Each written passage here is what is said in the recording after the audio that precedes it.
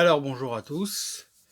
Aujourd'hui, je vais vous faire une spéciale Michael Mann. Donc comme vous voyez, avec ce livre de Michael Mann de Paul Duncan. Voilà, édition Taschen, comme vous pouvez voir. Donc voilà, je vous montre un peu ce livre. Vous voyez. Donc ça, c'était les premiers films de Michael Mann. Des croquis de la forteresse noire. Voilà, des images de la forteresse noire. Miami Vice. La série Miami Vice. Ça, c'est Les Incorruptibles de Chicago. C'est une série aussi, c'est un téléfilm que Michael Mann avait fait. Voilà, le dernier des Mohicans. L'image du dernier des Mohicans. Hit. Voilà, la scène d'ouverture de Hit. Voilà, Michael Mann avec Ashley Judd dans Hit. Donc ça, c'est une célèbre scène de fusillade de Hit avec Robert De Niro. Donc très belle scène de fusillade.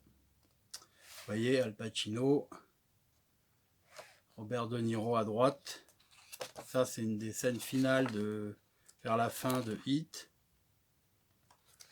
Voilà. Donc c'est pas un ouvrage très connu sur Michael Mann, mais bon, c'est un livre très complémentaire sur sa carrière, sur son œuvre. Voilà. Donc ça, c'est Révélation, un autre très grand Michael Mann, avec Russell Crowe et Al Pacino. Voilà, sur l'industrie du tabac. Voilà. Alors ensuite, voilà, toujours Révélation. Je vous passe un peu vite, parce que je voudrais vous présenter mes Blu-ray de Michael Mann. Donc là, je crois que c'est c'est Ali, avec Will Smith, le biopic sur Mohamed Ali, le boxeur. Voilà, voilà, Will Smith, Mohamed Ali. Voilà, donc un très bel ouvrage. Voilà, analyse de scène, de scénario. Ça, c'est Tom Cruise dans Collateral. Voilà, excellent Michael Mann aussi. Collateral toujours. Jimmy Fox. Voilà, Collateral. Collateral. Toujours Collateral. Voilà, et ça c'est Miami Vice, la version cinéma, avec Jimmy Fox et Colin Farrell, voilà, au fond. Voilà. Et là, il y a Michael Mann avec Colin Farrell dans Miami Vice, et ça, c'est la scène de hors-bord, de offshore, la scène d'ouverture du Director's Cut, voilà.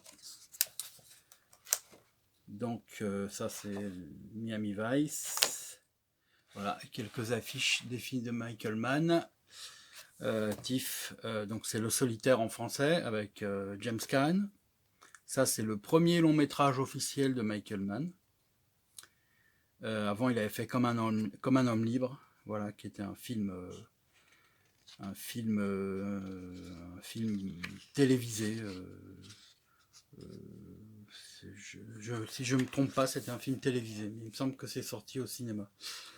Voilà, sur l'univers carcéral. Là, c'est Manhunter. Voilà, un excellent film d'un thriller de tueur en série, voilà, qui reprend le personnage d'Hannibal Lecter du Silence des Agneaux. Et donc c'est tiré du même auteur que Le Silence des Agneaux, voilà, avec William Petersen, que vous voyez ici. Voilà. Donc voilà, ça c'est l'affiche japonaise de Ali. Voilà, donc un très bel ouvrage. Voilà. Donc voilà, avec une belle photo du réalisateur, voilà, derrière au verso. Donc voilà, maintenant je vais vous présenter les Blu-ray. Donc les Blu-ray que j'ai de Michael Mann. Voilà, je vais vous présenter les Blu-ray. Alors, je commence avec justement, voilà, mon Manhunter, donc édition ESC.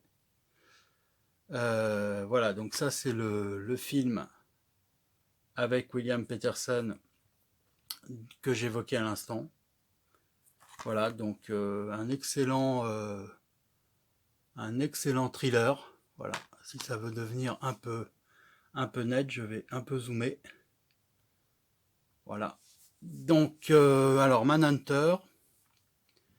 Donc c'est vraiment un thriller magnifique. On reconnaît d'emblée le style de Michael Mann. Donc la photographie très particulière du cinéaste avec vraiment une recherche sur les cadres, sur la photographie, voilà, les couleurs, ce qui était déjà ce que Michael Mann avait déjà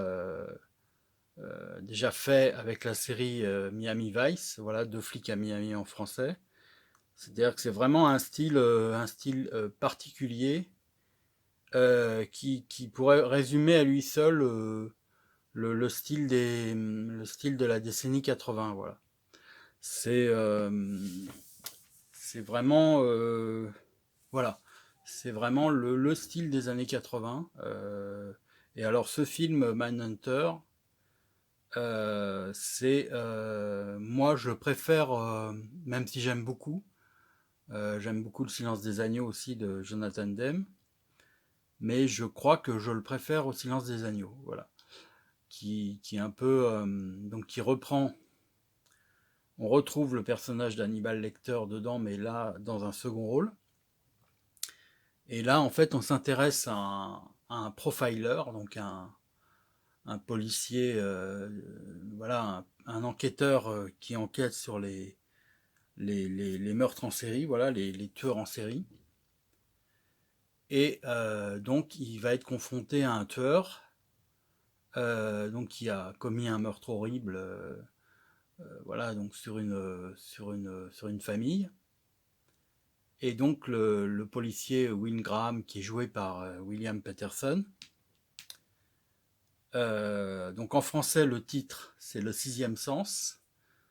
C'est parce qu'en fait, ce flic, ce policier, il a la faculté de se mettre dans la peau du tueur, c'est-à-dire dans l'esprit du tueur, voilà. Donc il va sur une scène de crime et voilà, il analyse le, voilà, les éléments qui ont conduit l'assassin à perpétrer son meurtre.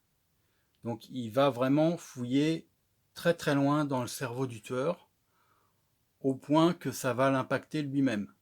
C'est-à-dire que c'est ça qui est très intéressant dans le film, c'est-à-dire que Will Graham est pas loin de basculer lui aussi dans la psychopathologie. C'est-à-dire qu'il met même son couple à un moment en danger, il a un enfant, un petit garçon, et il est tellement pris par son enquête, il est tellement obsédé par son enquête, et là c'est aussi un des traits de Michael Mann, c'est l'obsession du travail. C'est toujours des personnages qui ont l'obsession de leur travail, de la conscience du travail. Ce sont des professionnels. Donc là, Will Graham, il est habité par son travail, au point qu'il est au bord de la folie, au bord de perdre la raison. Voilà. Et donc c'est ça qui fait tout l'intérêt de ce magnifique thriller, avec une très belle bande originale. Voilà, et c'est vraiment un superbe film de Michael Mann. Donc c'est officiellement son deuxième long métrage après Le Solitaire. donc que je vous ai montré un peu dans le livre avec James Caan. Et donc c'est officiellement son deuxième long métrage, voilà, Manhunter. Donc là c'est un très très bon Blu-ray avec un très très bon master, image et son, c'est parfait. Voilà, donc cette édition, c'est l'édition simple parce qu'il y avait aussi une édition, je crois, avec un livret, avec un DVD. Enfin, c'était vraiment une édition, mais euh, beaucoup plus conséquente, mais que moi, personnellement, je trouvais un peu cher. Voilà, je trouvais un peu cher pour. C'était pas loin de 40 euros, je crois, alors qu'il y avait juste un livret en plus. Donc, j'ai pas, voilà, j'ai préféré prendre l'édition simple, surtout que j'avais aussi le film déjà en DVD. Voilà. Donc voilà, donc je vous conseille ce Blu-ray, Manhunter. Si vous aimez Michael Mann et si vous avez jamais vu ce film, eh ben prenez-le sans hésiter parce que voilà, c'est un des meilleurs Michael Mann, tout simplement. Voilà. Ensuite un autre Michael Mann que j'ai en Blu-ray. Donc là c'est plus tard. Hein. Je fais pas les films dans l'ordre chronologique. Hein. Je vous expliquerai un peu pourquoi. Parce que je réserve un peu le meilleur pour la fin. Voilà, donc un peu mon préféré pour la fin. Donc là, c'est Collateral, que j'aime beaucoup aussi, donc avec Tom Cruise et Jimmy Fox. Et alors là, Michael Mann, c'est la première fois, si je ne me trompe pas, qu'il utilise le numérique, voilà, l'image numérique. Donc Michael Mann, contrairement à d'autres cinéastes, c'est pas forcément un, je veux dire, un Stakhanovitz de la pellicule. C'est plutôt quelqu'un qui aime bien expérimenter. Et alors, c'est quelqu'un qui, au niveau technique, est vraiment très, très, très, très fort, quoi. Donc, vraiment, il connaît tout au niveau technique. Hein. Voilà, comme beaucoup de grands cinéastes, je sais pas, par exemple, comme Kubrick, qui était comme ça aussi. Voilà. Beaucoup de grands cinéastes sont très, très forts en technique, connaissent toutes les valeurs de plan. Voilà. Quelle pellicule faut utiliser, quel type d'image, enfin voilà, ils connaissent tout. Donc ce film Collatéral, c'est aussi oui on peut dire que c'est un thriller aussi. Donc l'action se déroule à Los Angeles. C'est un chauffeur de taxi qui est joué par Jamie Foxx qui va prendre un client, et un client c'est Tom Cruise, qui est un tueur à gages. Et ça, Jamie Foxx ne le sait pas. Et alors Tom Cruise va se servir de Jamie Foxx pour qu'il le conduise à chacun de ses contrats, voilà, et abattre à chaque fois. Il a une certaine liste de personnes à abattre, excusez-moi, et donc il va prendre le taxi avec Jimmy Fox pour accomplir son travail. Voilà encore un travailleur, j'allais dire.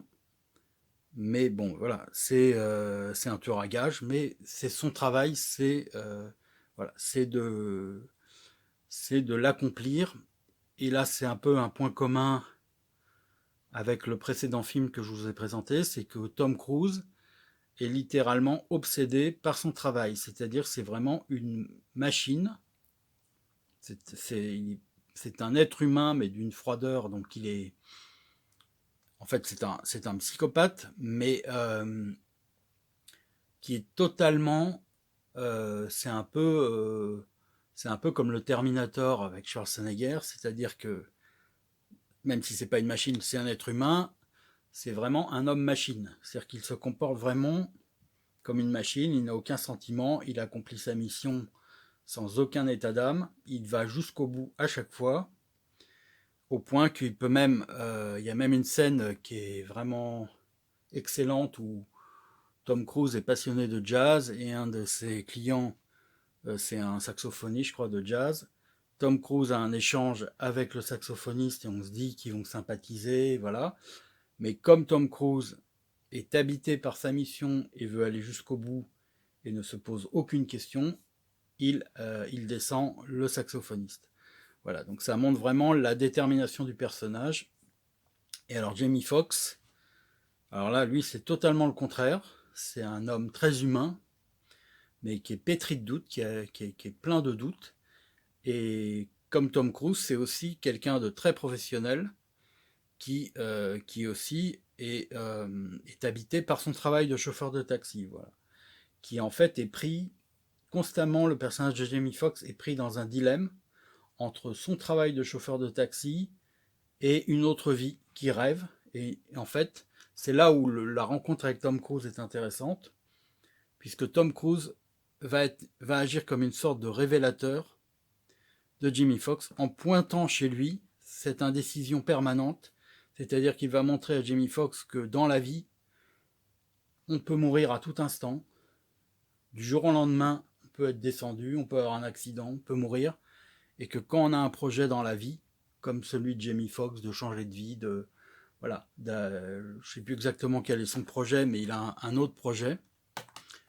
Je ne sais plus ce que c'est exactement, mais je ne sais plus si c'est construire des hôtels sur une île, mais voilà, il a un autre projet de vie, un peu d'entrepreneur, quelque chose, c'est un rêve en fait, voilà, c'est un rêve qu'il a. Donc il fait le chauffeur de taxi en attendant d'accomplir ce rêve. Et ce que lui dit Tom Cruise, c'est dans la vie, quand on a un rêve, faut pas attendre, faut foncer, voilà, parce que la vie, elle peut s'arrêter du jour au lendemain. On ne sait pas ce qui peut se passer. Et donc c'est ce qui est très intéressant dans le film, c'est la confrontation de ces deux personnages. Voilà, il y aura aussi une histoire d'amour qui va se développer à un moment entre Jamie Foxx et une avocate, je crois, voilà, qui prend dans son taxi. Donc voilà, donc Collatéral, et puis alors au niveau réalisation, donc c'est Michael Mann a utilisé la pellicule, et là ce qui est très intéressant, pardon, le numérique, et là ce qui est très intéressant, c'est que la caméra numérique qu'il utilise, donc c'est pas, quand je dis numérique, c'est pas une caméra numérique d'amateur, hein, c'est vraiment le dernier cri du numérique haute définition. Donc c'est vraiment, à l'époque, c'était vraiment le top du top en matière de filmage numérique.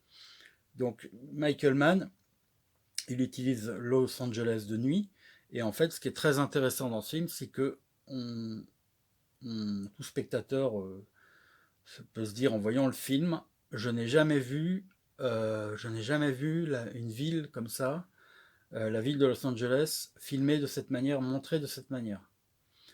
C'est vraiment ça qui est très intéressant dans ce film, c'est qu'il en ressort vraiment une ambiance vraiment réaliste, et vraiment Michael Mann arrive à capter le Los Angeles de nuit, quoi. C'est vraiment très impressionnant.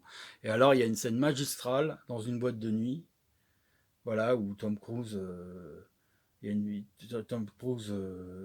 doit tuer quelqu'un dans une boîte de nuit, un patron de boîte de nuit, et là, il y a une scène extraordinaire, tout simplement. Voilà, une des plus belles scènes de Michael Mann.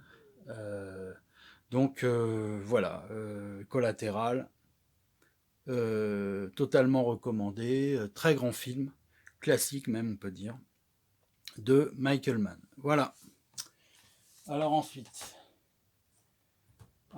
ben, un film un peu plus pardon, un film un peu plus, j'allais dire mineur, mais en fait c'est un film que moi plus je revois et plus je trouve intéressant. Par contre le film n'est pas sans défaut. Un de ses défauts, à mes yeux, c'est le casting. Autant dans les précédents, il y avait William Peterson, il y avait Tom Cruise, il y avait Jamie Foxx, qui sont quand même des acteurs vraiment de premier plan. Et là, c'est Chris Hemsworth. Donc, bah, pour ceux qui connaissent les films de super-héros, c'est lui qui incarne Thor, voilà, notamment dans les Avengers. Donc, c'est un acteur hollywoodien classique, mais bon, c'est pas un acteur, c'est pas une superstar, voilà. C'est pas Tom Cruise, c'est pas De Niro. C'est un bon acteur, mais qui a quand même, voilà, bon, il a un beau physique, c'est sûr, mais il a pas le charisme de ces très très grands acteurs, quoi. Donc, hacker, ben, c'est voilà, il joue justement, il joue un hacker, comme le dit son titre, qui va devoir coopérer avec le FBI, voilà, pour arrêter un dangereux terroriste, voilà, un dangereux terroriste. Et là, en fait, ce qui est très intéressant dans ce film, c'est que Michael Mann, qui est quand même un cinéaste très intelligent et très visionnaire, nous dit qu'aujourd'hui la menace, eh ben, c'est oui, la menace, ça peut être les virus, ça peut être le danger climatique, mais pour Michael Mann, la véritable menace de notre siècle, c'est Internet, c'est la cyberattaque, c'est-à-dire que c'est les attaques, pardon, c'est les attaques par Internet, voilà. Donc c'est-à-dire que des États peuvent être attaqués par d'autres États, peuvent être mis complètement hors d'état de nuire uniquement par des hackers, par des terroristes qui manient Internet. Donc c'est vraiment, c'est-à-dire que là où le film est très intéressant, c'est qu'il commence sur un générique, on voit une suite de câbles d'Internet, voilà, qui relie un peu de tout comme un réseau. Et, et ce que nous dit ce plan, c'est que le monde, voilà, le monde est lié par ce réseau.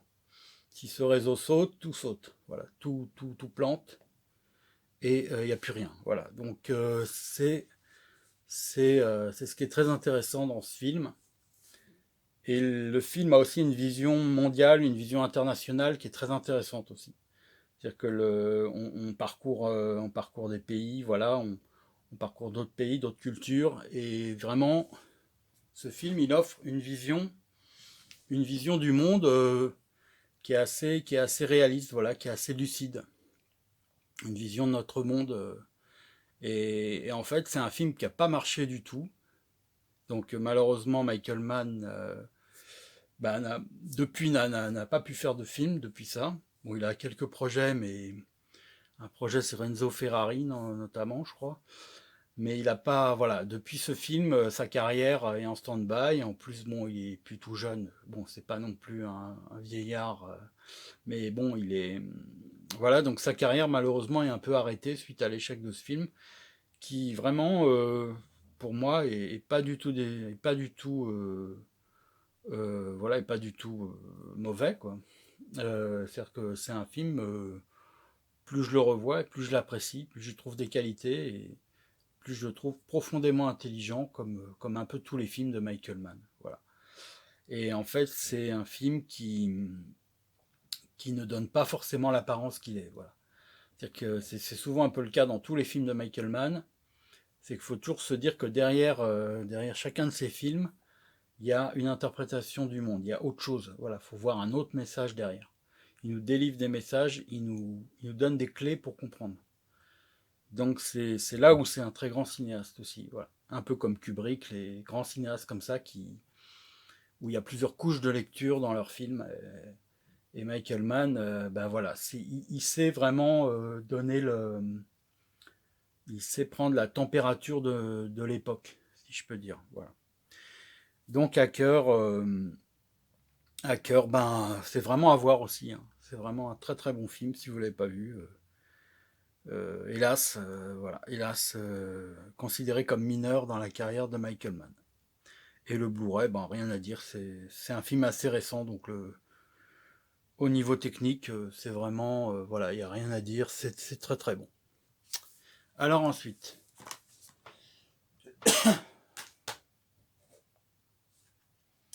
alors on va continuer avec, voilà, avec Miami Vice. Donc Miami Vice, là c'est adapté de la série, donc la série qu'avait produit Michael Mann, qui avait en fait initié Michael Mann, voilà, en fait, il avait donné, il était un peu directeur artistique, il avait donné, il était showrunner, comme on dit aux États-Unis, c'est-à-dire il avait un peu donné, mis son empreinte sur la série, voilà. Il avait même réalisé le pilote, que j'avais trouvé très très bon, d'ailleurs. Et donc voilà, donc quelques années plus tard, assez longtemps plus tard, il a réalisé Miami Vice. Donc là aussi c'est du numérique. Et puis pareil, au niveau réalisation, c'est très très bon. Et alors là, voilà, c'est la version Director's Cut qui est un peu plus longue, qui a une introduction différente, avec la course de offshore là, comme je vous avais montré en photo. Moi personnellement, je préfère la version cinéma que j'ai d'ailleurs voilà, que j'ai à l'intérieur. Vous voyez, j'ai la version cinéma. Et là, la version de ce Blu-ray, c'est donc la version Director's Cut et c'est un Blu-ray américain en fait que j'avais commandé par internet et voilà. Et la qualité du Blu-ray est bonne. Après, c'est pas optimum. Voilà, malheureusement, c'est pas optimum. Il me semble que le Director's Cut a une qualité un peu meilleure. Par contre, la version cinéma, bon, elle est bizarrement un peu granuleuse, alors que c'est du numérique. Bon. Surtout dans les scènes très nocturnes, on voit vraiment le grain, quoi. C'est un peu dommage, quoi. Mais bon, sinon, c'est très très bon. Donc, Jimmy Fox et Colin Farrell. Donc, c'est adapté de la série et voilà, c'est deux policiers de Miami qui enquêtent sur des trafiquants de drogue, voilà, qui veulent arrêter un trafic de drogue. Et pareil, donc chez Michael Mann, c'est un peu comme je vous avais dit, il y a une intrigue et puis il y a aussi un fond. Voilà, il y a une réflexion politique, sociale. Euh, voilà, il y a vraiment une réflexion derrière sur le monde dans lequel on vit. Voilà. Sur le monde dans lequel on vit et sur la corruption, sur des choses comme ça, des intérêts financiers, vraiment des entités financières très puissantes. Voilà. Donc c'est ça qui fait vraiment la force de ce film. C'est aussi pour ça que c'est un très grand film. Voilà. Parce qu'il a aussi une vision très lucide du capitalisme. Voilà. Et Michael Mann, c'est un cinéaste qui aborde souvent le capitalisme. Voilà. Et donc les deux héros sont pareils, sont des bons professionnels, des grands professionnels dans leur métier. Donc deux très bons flics qui c'est très très très bien montré aussi ce professionnalisme. Voilà, donc très très grand Michael Mann avec une superbe BO aussi. Il y a Moby, il y a plein de morceaux. Donc vraiment, je vous le conseille aussi. Alors pour terminer, donc voilà, je vais vous présenter. Donc là, je vais vous présenter les deux éditions du même film. Donc voilà, pour terminer la vidéo, parce que je vois qu'il y a 28 minutes. Donc pour terminer cette vidéo, voilà, donc là, voilà, ça c'est mon film de Michael Mann préféré, et je pense que c'est le préféré de beaucoup d'ailleurs. Je l'avais vu au cinéma, je l'avais découvert au cinéma, et ça avait été vraiment un choc. C'est un film qui avait été vendu parce que c'était le premier film qui réunissait à l'affiche De Niro et Pacino, voilà, qui en fait apparaissent dans une seule scène dans le film. Et alors c'est difficile d'en parler comme ça. C'est vraiment, puis il y a eu beaucoup de choses écrites dessus. C'est un superbe polar, vraiment. C'est le chef-d'œuvre de Michael Mann, tout simplement. Il y a pas, voilà, il y a pas à dire autre chose. C'est vraiment son chef-d'œuvre. Donc c'est peut-être les meilleurs rôles aussi de Pacino et de Niro qui ont pourtant fait des chefs-d'œuvre, hein. Taxi Driver, Serpico, enfin je vais pas les citer tous, mais Scarface, voilà, chacun dans leur Raging Bull, bon, chacun dans leur coin ont fait aussi des chefs-d'œuvre, Les Affranchis. Et là, Heat, ben c'est vraiment le summum du polar d'action. Ça a beaucoup influencé le cinéma asiatique notamment. Voilà, il y a beaucoup de films asiatiques qui ont tiré leur inspiration de ce film. Et faut noter aussi que Michael Mann lui-même était inspiré aussi du cinéma asiatique aussi. Donc c'est un peu c'est un peu le serpent qui se mord la queue. C'est à noter aussi que ce film repose sur un scénario qui date en fait d'une dizaine d'années à peu près, je crois. Et en fait, le film avait déjà été fait par Michael Mann au tout début de sa carrière en téléfilm. Évidemment pas avec Pacino et De Niro, avec des acteurs inconnus. Et puis il durait beaucoup moins longtemps, il durait 90 minutes parce que c'était le format du téléfilm. Et alors, moi je l'ai vu le téléfilm, bon je peux pas vous le présenter parce que je l'ai pas en Blu-ray. Mais bon, c'est exactement l'histoire de Heat en moins bien. Voilà. Donc, mais il y a tout. En fait, c'est un brouillon de Heat. Voilà, c'est un brouillon de Heat. Donc, c'est intéressant de se dire que Michael Mann a refait son film, son téléfilm. Donc, c'est vraiment un projet qu'il habite depuis très longtemps, qu'il habitait depuis très longtemps. Et alors, bah, là aussi, on retrouve le professionnalisme du policier et du malfrat. Donc, policier joué par Al Pacino, malfrat joué par Robert De Niro.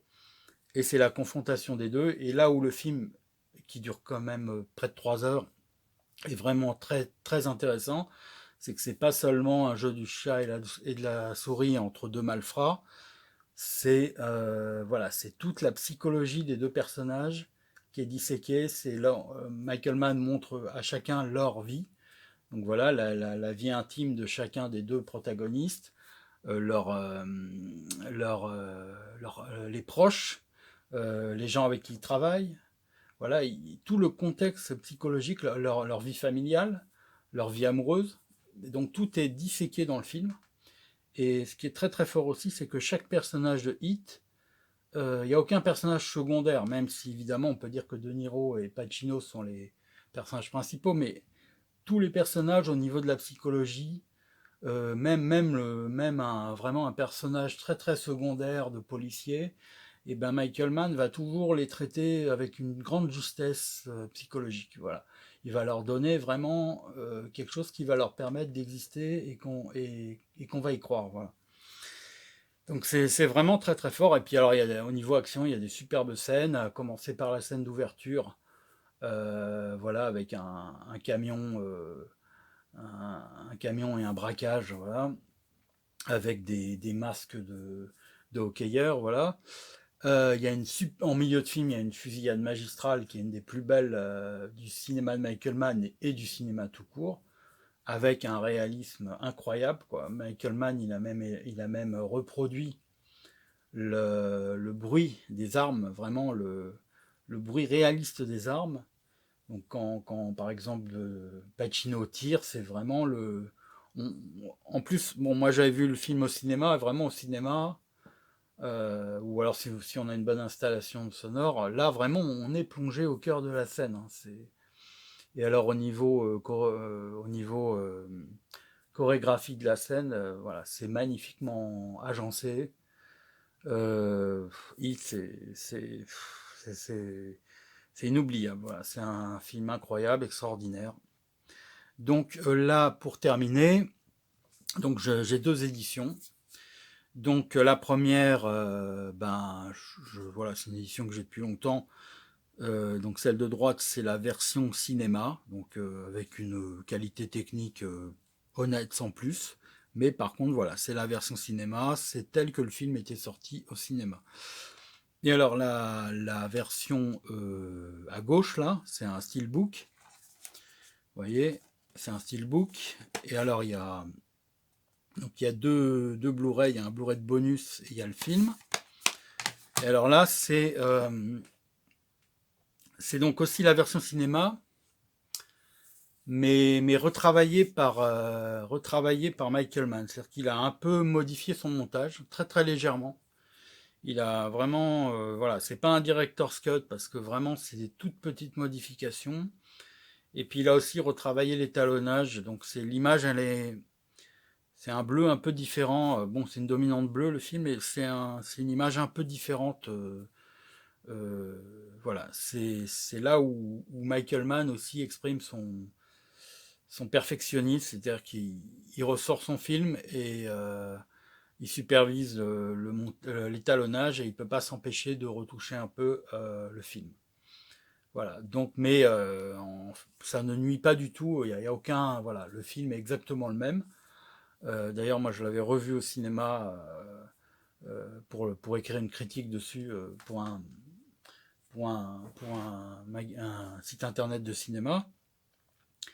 Et vraiment, bon, moi qui ai vu le film beaucoup de fois, j'avais pas vu de, voilà, j'ai pas vu une grande différence avec ce que je connaissais avant, quoi. Donc c'est vraiment des changements mais microscopiques, des micro-changements. Voilà. Donc voilà, je finis en beauté avec ce chef-d'œuvre absolu de Michael Mann, avec cette spéciale Michael Mann qui, je l'espère, vous aura intéressé. Moi, je rappelle que voilà, mes vidéos, j'improvise en fait. Voilà, je, rien n'est écrit. Voilà, je parle, voilà, je parle comme ça sans m'appuyer sur un texte. C'est un peu et je fais pas de coupe. Voilà, je fais pas de montage. Voilà, donc j'espère que vous comprenez le procédé, que vous appréciez, et je vous dis à bientôt pour une prochaine vidéo.